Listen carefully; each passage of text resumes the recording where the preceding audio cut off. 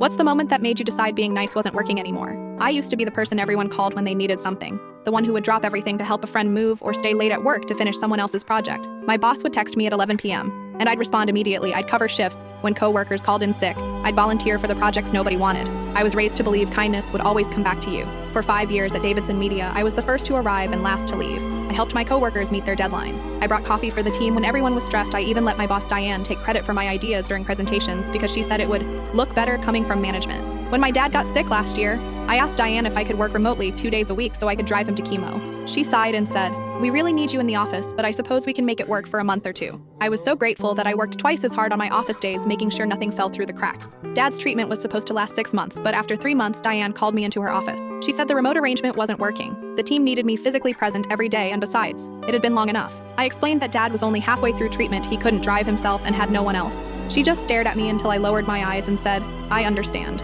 I spent the next week burning through my savings to hire drivers for Dad. I was exhausted, constantly worried about him, but still the first one in the office every morning. Then came the Maxwell project, a huge account that could make or break our quarter. I spent weeks researching, building the pitch, creating mock-ups, everything. I even missed one of Dad's appointments to finish it. The day before the presentation, Diane asked to see my materials. I handed over everything, including my presentation notes. The next morning, I arrived early, excited to present my work, only to find the conference room already full. Diane was at the head of the table showing my slides to the clients.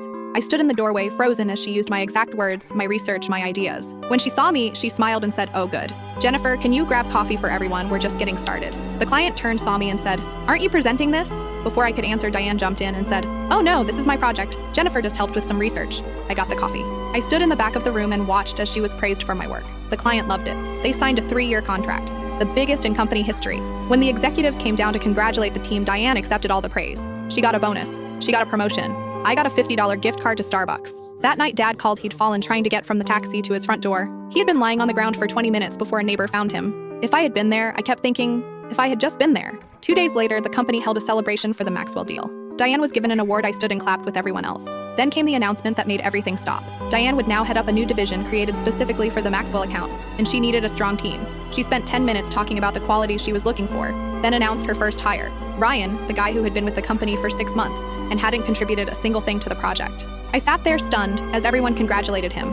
Then Diane looked at me and said, "Jennifer, I need those quarterly reports by end of day. I know you won't let me down." Something broke inside me. 5 years. 5 years of saying yes, of staying late, of missing time with my sick father. 5 years of watching others take credit for my work. 5 years of being nice. I stood up, walked to the bathroom, and stared at myself in the mirror. My hands were shaking. I barely recognized the woman looking back at me. That was the moment. That exact moment when I decided being nice wasn't working anymore. I couldn't fit what happens next in this short video. Watch the rest down below.